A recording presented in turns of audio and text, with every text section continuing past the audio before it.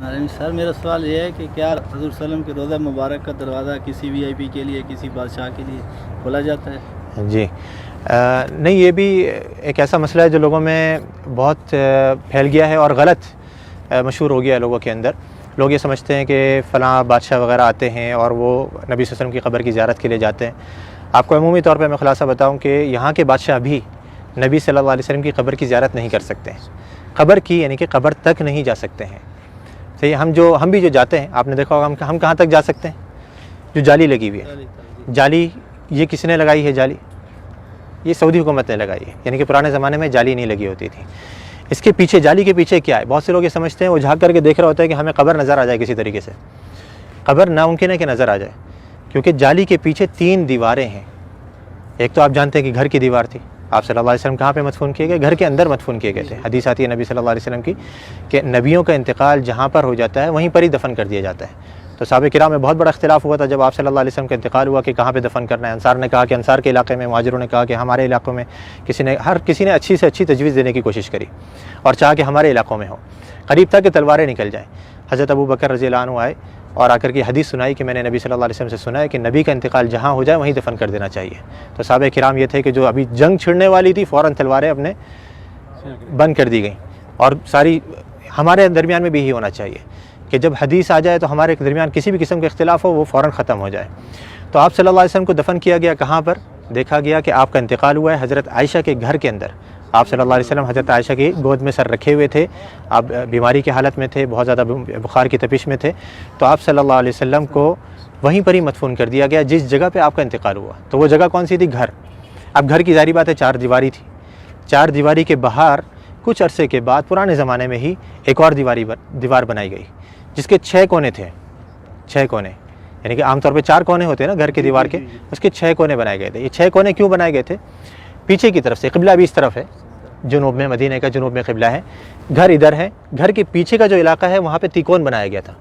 جو دیواریں ہیں وہ تیکون کر کے بنائی گئی تھی۔ کیوں تیکون بنائی گئی تھی؟ تاکہ کوئی شخص جب نماز پڑھے تو اس کی سیدھ نبی صلی اللہ علیہ وسلم کی قبر کی طرف نہیں ہو، ادھر کوئی نماز نہ پڑھ سکے، تاکہ آپ صلی اللہ علیہ وسلم کی قبر سامنے نہیں آئے نماز کے درمیان میں۔ کیونکہ نبی صلی اللہ علیہ وسلم کی حدیث یہاں پہ لکھی ہوئی، آپ نے بورڈ پہ پڑھی ہوگی کہ آپ صلی اللہ علیہ وسلم نے قبرستان میں یا قبر کی طرف رک کر کے نماز پڑھنے سے منع کیا ہے۔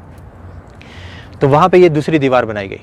اب 2 دیواریں بنی ہوئی ہیں، تیسری دیوار ان دونوں دیواروں کے درمیان میں بنائی گئی، اس کے باہر نہیں۔ 2 دیواریں بنی ہوئی ہیں، ان کے درمیان میں یہ تیسری دیوار بنائی گئی۔ تو اس دیوار کے اوپر یہ گنبد کھڑا ہوا ہے، اس دیوار یا اس کے ساتھ میں کچھ چھوٹے موٹے ستون سے ہیں، ان کے اوپر یہ گنبد کھڑا ہوا ہے۔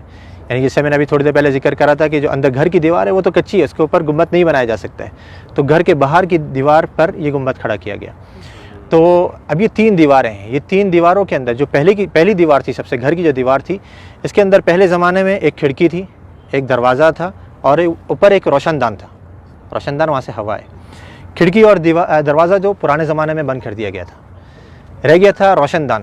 وہ بھی کچھ عرصے کے بعد اس ڈر سے کہیں کوئی پرندہ اندر گر کر کے مر نہ جائے اور اس کی بسان بدبو وغیرہ اندر پھیلے، وہ بھی بند کر دیا گیا بالکل۔ تو اب کوئی اندر جانے کی جگہ باقی رہی؟ نہ دروازہ ہے، نہ روشن دان ہے، نہ کھڑکی ہے، تو بادشاہ بھی نہیں جا سکتے۔ ہاں اگر کوئی جن کو اللہ نے صلاحیت دی ہو کہ وہ دیوار پار کر کے اندر چلے جائے تو ممکن ہے، لیکن انسان نہیں جا سکتے۔ تو اب وہ جو لوگوں کو غلط فہمی ہوتی ہے وہ یوں ہوتی ہے، لوگ یہ سمجھتے ہیں کہ دیکھو ہمارے سامنے دروازہ کھولا گیا اور وہ بادشاہ صاحب یا فلاں وزیر اعظم جو اندر جا رہے ہیں، وہ جالی کا دروازہ کھولا گیا، وہ دیواروں کا دروازہ نہیں، وہ دیواروں کا دروازہ تو پیک ہے بالکل، اس کو یہاں کے بادشاہ بھی اندر نہیں جا سکتے۔ تو وہ جالی جو ابھی سعودی حکومت نے لگائی ہے وہ اس لیے لگائی ہے کہ پہلے زمانے میں لوگوں نے گھر کی دیوار سے برکت لینی شروع کر دی تھی، اس کو چوما چاٹی یا اسے مسا کرنا، اس کو چھونا، تو یہ غلط کام ہے۔ جیسے میں نے ابھی ذکر کرا کہ نبی صلی اللہ علیہ وسلم نے آثار کے تتبع سے منع کیا ہے، نبی صلی اللہ علیہ وسلم کے بتائی ہوئی شریعت کے مطابق ہم نے عمل کرنا ہے۔ آپ نے کیسے سلام کرنا ہے نبی صلی اللہ علیہ وسلم کے اوپر، آپ وہ سلام کریں گے آپ کو اجر ملے گا، ثواب ملے گا۔ آپ نے جو سلامتی کی دعا کرنی ہے حضرت ابوبکر صدیق کے لیے، عمر فاروق کے لیے، اس پر اجر ملے گا، سنت کے کاموں پر آپ کو اجر ملے گا۔ لیکن دیواروں کی چوما چاٹی کرنا، یا جیسے بہت سے لوگوں کو دیکھا جاتا ہے مسجد نبوی کے در و دیوار کو ابھی بھی وہ اپنے رومال اتار کر کے اس پہ پھیر رہے ہوتے ہیں کہ اس کے اندر برکت منتقل ہو جائے، یا کوئی احرام کا کپڑا لایا ہوا ہوتا ہے، یا کوئی ٹوپی اتار کر کے اس پہ پھیر رہا ہوتا ہے، یہ سب غلط کام ہے۔ تو یہ پرانے زمانے میں جب شروع ہوئے تو اس زمانے کے جو علماء کرام تھے، لوگ کہتے ہیں نا یہ وہابی، تم تو اس زمانے کی پیداوار ہو، ہمیں بیچارے ہم کو وہابی کہتے ہیں، ہم تو اپنے آپ کو وہابی نہیں کہتے۔ تو یہ جو وہابیوں کے عقیدے ہیں نا، جو ان کی نظر میں وہ پرانے زمانے سے چلے آ رہے ہیں، تو اس زمانے کے اندر یہ دوسری دیوار بنائی گئی، گھر کے باہر ایک اور دیوار بنائی گئی تاکہ لوگ گھر کی دیوار تک نہیں پہنچ سکیں۔ اب وہ کچھ عرصے تک نئی دیوار تھی، لوگوں کو معلوم رہا کہ بھائی یہ تو نئی دیوار ہے، کچھ نہیں کرنا یہاں پہ، لیکن آہستہ آہستہ پھر نئی نسلیں آتی رہیں، وہ سمجھے کہ یہ بھی گھر کی دیوار ہے، پھر علماء نے ایک اور دیوار بنوا دی۔ پھر آخر میں سعودی حکومت نے کہا کہ ہو سکتا ہے لوگوں کے ذہنوں میں یہ چیز رہے کہ دیواریں ہم بناتے رہیں گے تو سمجھیں گے گھر کی دیوار ہے، تو ہم جالی لگوا دیتے ہیں۔